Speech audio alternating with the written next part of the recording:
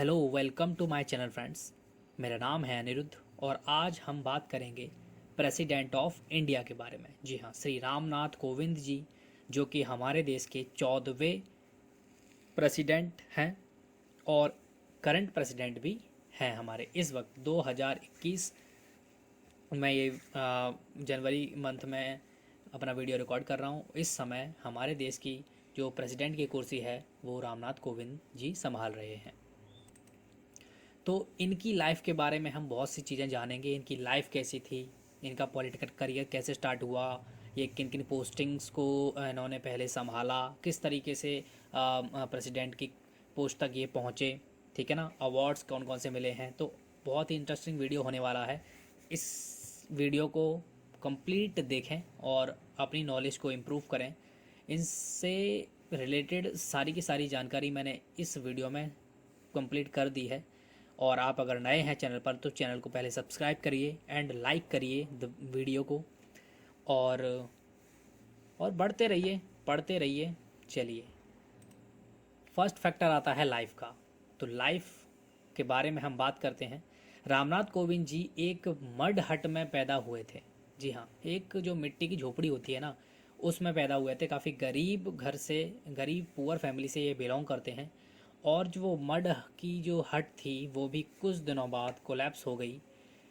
तो आप सोच सकते हैं कि कितनी गरीबी से उठ कर के ये जो हमारे प्रेसिडेंट हैं वो कितनी गरीबी से उठ कर के कितनी ऊंचाइयों तक पहुंचे हैं। तो कितनी मेहनत की होगी इन्होंने अपने करियर के अंदर। इसी बात पे मैं बता देता हूँ कि जो कोविंद जी हैं उनका जो बॉर्न है वो कोरी कास्ट में हुआ है, ठीक है, जो कि अंडर प्रिविलेज्ड मानी जाती है हमारे देश के अंदर, ठीक है ना। अमोंग दलित में भी सबसे छोटी कास्ट मानी जाती है, ये अंडर प्रिविलेज्ड है दलित्स के अंदर भी, ठीक है, कोरी।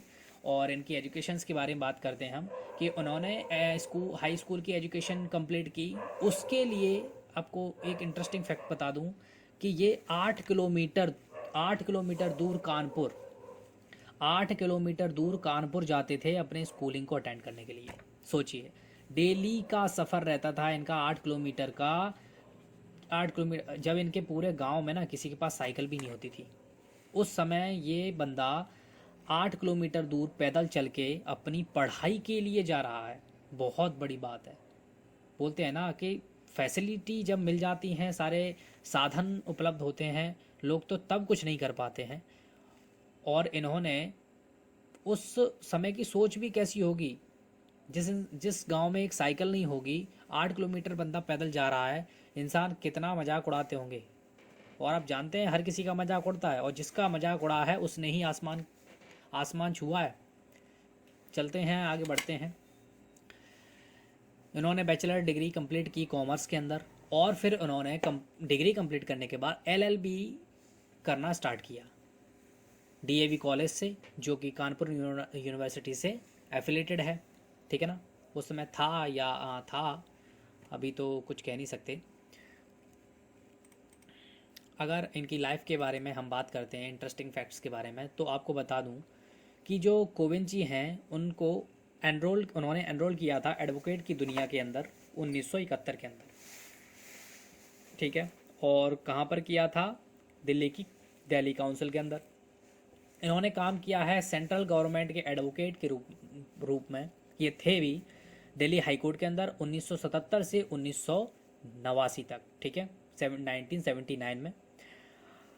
बिटवीन 1977 से 1978 के बीच में इन्होंने पर्सनल असिस्टेंट्स के रूप में भी काम किया है प्राइम मिनिस्टर के साथ, जो कि उस समय के प्राइम मिनिस्टर थे मोरारजी देसाई के साथ में, ठीक है।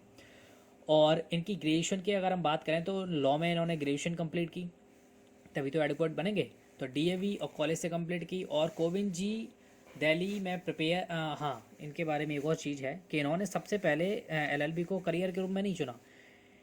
LLB कंप्लीट करने के बाद ये क्या है, IAS की प्रिपरेशन के लिए दिल्ली चले गए और मन लगा के खूब IAS की प्रिपरेशन की, ठीक है। लेकिन थोड़ा सा वीक थे, तो तीसरे अटैम्प्ट में इन्होंने पास किया उस एग्ज़ाम को, IAS के एग्ज़ाम को। लेकिन बदकिस्मत कह लो या फिर किस्मत वाले कह लो, बोलते हैं ना भगवान सब अच्छा ही करता है। अगर आज ये बन जाते, आईएएस बन जाते तो तरक्की करते, काफ़ी तरक्की कर जाते, लेकिन प्रेसिडेंट थोड़ा मुश्किल लग रहा था उस टर्म में जा कर के। तो क्या होता है कि आईएएस में इनके मार्क्स पड़ गए कम, मेरिट लिस्ट में नहीं आ पाए और आईएएस की पोस्ट के लिए क्वालिफाई नहीं हो पाए, ठीक है ना। इतना स्कोर नहीं था कि ये एक आईएएस ऑफिसर बन जाते। छोटी पोस्ट पे संतुष्टि थी नहीं, उन्होंने छोड़ दिया और प्रैक्टिस करना स्टार्ट कर दिया लॉ को। एडवोकेट बने, दिल्ली हाई कोर्ट के अंदर सेंट्रल गवर्नमेंट के वकील भी रहे और मोरारजी देसाई के साथ में काम भी किया, ठीक है। 1978 में ये ऑन रिकॉर्ड एडवोकेट बन गए थे सुप्रीम कोर्ट ऑफ इंडिया में, और वहाँ पर इन्होंने सेवा दी स्टैंडिंग काउंसिल स्टैंडिंग काउंसिल के अंदर सेंट्रल गवर्नमेंट को। सुप्रीम कोर्ट के अंदर 1980 से 1993 तक, सुप्रीम कोर्ट के अंदर इन्होंने काम किया 1980 से 1993 तक सेंट्रल गवर्नमेंट के लिए, ठीक है।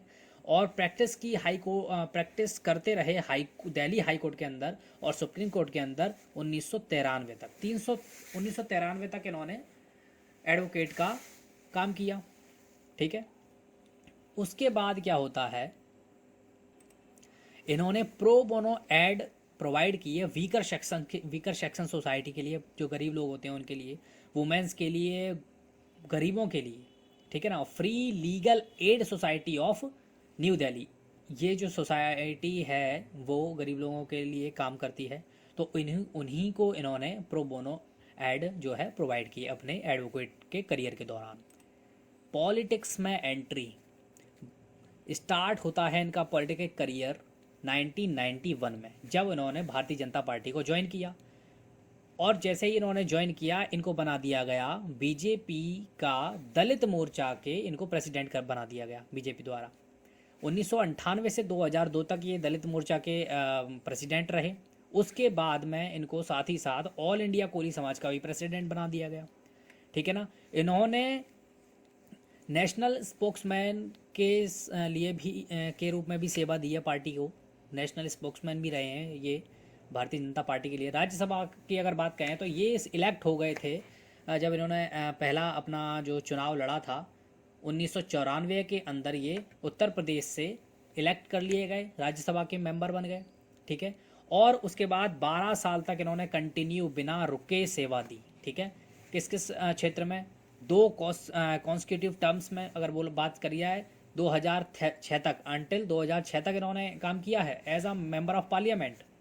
ही served as a parliament committee, इन्होंने एक पार्लियामेंट कमेटी के अंदर काम किया जो कि वेलफेयर ऑफ शेड्यूल कास्ट पर काम कर रही थी, शेड्यूल कास्ट और ट्राइब्स पर, होम अफेयर्स पर, पेट्रोलियम एंड नेचुरल गैस पर, सोशल जस्टिस एंड एम्पावरमेंट और लॉ एंड जस्टिस के लिए, ठीक है ना। ये आप तीनों चीज़ें यहाँ देख सकते हैं, welfare society and caste tribes, home affairs, petroleum and natural gas and social justice and empowerment, और आखिरी है लॉ एंड जस्टिस के लिए, ठीक है। अदर अपॉइंटमेंट की अगर हम बात करें तो इन्होंने डॉक्टर भीमराव अंबेडकर यूनिवर्सिटी में भी मैनेजमेंट का काम संभाला हुआ है, ठीक है। और आईआईएम कलकत्ता के अंदर भी जो बोर्ड ऑफ गवर्नर्स हैं आईआईएम कलकत्ता में, वहाँ पर भी इनको काम करने का मौका मिला है। He has also represented India, इन्होंने इंडिया को रिप्रेजेंट किया है यूएन के अंदर भी, जी हाँ, यूनाइटेड नेशंस जनरल असेंबली में इन्होंने अक्टूबर 2002 में इंडिया को रिप्रेजेंट किया हुआ था, ठीक है। उस समय ये भारत को वहाँ रिप्रेजेंट कर रहे थे। वहाँ से आने के बाद 8 अगस्त 2015 को इनको गवर्नर ऑफ बिहार बना दिया जाता है, प्रेसिडेंट के द्वारा इनको अपॉइंट किया गया। 26वें गवर्नर थे बिहार के उस समय, इनको जब अपॉइंट किया गया था तो ये 26वें गवर्नर बने बिहार के अंदर, ठीक है। और 16 अगस्त 2015 को इनको शपथ दिलवाई गई उस समय के पटना हाई कोर्ट के जो चीफ जस्टिस थे इकबाल अहमद अंसारी के द्वारा। ये पूरा कार्यक्रम जो है राजभवन में हुआ पटना के अंदर, ठीक है। और अब बात करते हैं कोविंद जी की अपॉइंटमेंट।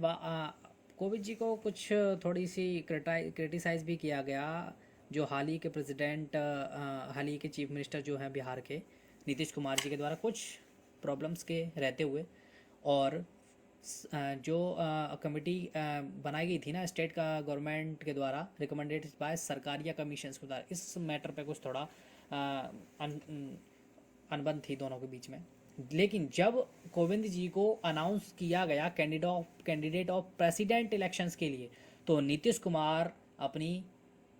कुमार ने जो है इनका सपोर्ट भी किया और कोविंद जी की चॉइस के हिसाब से काम किया। Kovind ji as being unbiased and working closely बहुत अच्छे से काम किया और उन्होंने जितना भी उनका टेन्योर रह गया था गवर्नरशिप का, बहुत ही बेहतरीन उनके साथ में काम किया। 2017 का दौर आता है, प्रेसिडेंट कैंपेन चलता है, ठीक है। नॉमिनेशन के बाद ये इलेक्शन जीतते हैं, प्रणब मुखर्जी का रिज़ाइन लेटर एक्सेप्ट करते हैं और गवर्नर ऑफ बिहार से सीधा प्रेसिडेंट की पोस्ट पर आ जाते हैं। ये उनकी थोड़ी लाइफ जर्नी है जो मैंने यहाँ पे आपके लिए लगाई हुई है। राज्यसभा में इनकी एंट्री होती है अप्रैल 1994 में और गवर्नर ऑफ बिहार के लिए इनको अपॉइंट किया जाता है 8 अगस्त 2015 के अंदर, ठीक है। और 2 साल बाद ही इनको 14th प्रेसिडेंट ऑफ इंडिया बना दिया जाता है। सॉरी, बना नहीं दिया जाता, बन जाते हैं ये, ठीक है, क्योंकि उसके लिए इलेक्शन भी जीता था इन्होंने। इतने बड़े, दुनिया की सबसे बड़ी लार्जेस्ट डेमोक्रेसी के महामहिम कहे जाने वाले राष्ट्रपति जी को अवार्ड की लाइन लगी हुई है। कई सारे देशों ने इनको अपने देश का हाईएस्ट अवार्ड दिया हुआ है, जैसे कि आप देख सकते हैं मेडागास्कर का नेशनल ऑर्डर मिला हुआ है, ठीक है ना, जो हाईएस्ट सिविलियन ऑनर है। बहुत सी कंट्रीज ने इनको दिया हुआ है, गुइना का, बोलीविया का, क्रोएशिया का, एस्टोनिया का, है ना। और डिग्री ऑफ कॉलर भी मिला हुआ है, ऑर्डर ऑफ इंडिपेंडेंस, ठीक है। और भी कई सारी चीज़ें हैं। स्टार्टिंग से एंड तक की जर्नी जान लेते हैं। मेंबर ऑफ राज्यसभा बने रहे ये 1994 से 2006 तक, ठीक है, जो कि उत्तर प्रदेश से रहे। परमानेंट एडवोकेट रहे ऑनरेबल सुप्रीम कोर्ट के अंदर इंडिया के, सेंट्रल गवर्नमेंट के रहे 1980 से 93 तक, ठीक है। और मेंबर ऑफ पार्लियामेंट्री कमेटी के सदस्य रहे एससी और एसटी के लिए, और उन्होंने काम किया वेलफेयर के लिए, होम मिनिस्ट्री के लिए, petroleum and natural gas, social justice and right, law and justice, chairman of Rajya Sabha, housing committee के लिए भी ये कमिटीज़ के अंदर मेंबर रहे हैं। Member of board of governors के रहे ये कोलकाता के अंदर IAM में, एंड रिप्रेजेंट इंडिया को रिप्रेजेंट भी किया हुआ है यूनाइटेड नेशंस के अंदर, जो हम पहले बात कर चुके हैं। और गवर्नर रहे हैं बिहार के 16/8/2015 से 21/6/2017 तक, यानी 2 साल तक इन्होंने गवर्नर ऑफ बिहार के रूप में भी सर्विस दी हुई है। पर्सनल लाइफ की अगर बात करें तो कोविंद जी की मैरिड जो है सविता कोविंद जी से हुई है, और ये उनकी मैरिज हुई थी 30 मई 1974 को। उनका एक बेटा भी है प्रशांत कुमार और एक डॉटर है स्वाति कोविंद, जो एक हॉस्टेस है एयर इंडिया के अंदर। आप सोच सकते हैं देश के सर्वोच्च नागरिक की बेटी कौन है? हॉस्टेस है, एयर हॉस्टेस है। यानी कि अपनी कुर्सी का गलत फ़ायदा नहीं उठाया है इन्होंने, ठीक है ना। नहीं तो आज इनकी बेटी भी पॉलिटिक्स में होती, या फिर किसी बहुत ही हाई लेवल की पोस्ट पर होती, या फिर नौकरी करने की ज़रूरत ही ना होती। आप जान समझ सकते हैं। तो ये था हमारा कंप्लीट एनालिसिस कोविंद जी पर। Thank you for watching the video. Like करिएगा और सब्सक्राइब करिएगा मेरे चैनल को, और हिट कर लीजिएगा बेल आइकन को, जिससे आपको कंटिन्यूसली जो भी वीडियोस मेरे द्वारा आती हैं वो आपको कंटिन्यूसली उसकी नोटिफिकेशन मिल सके।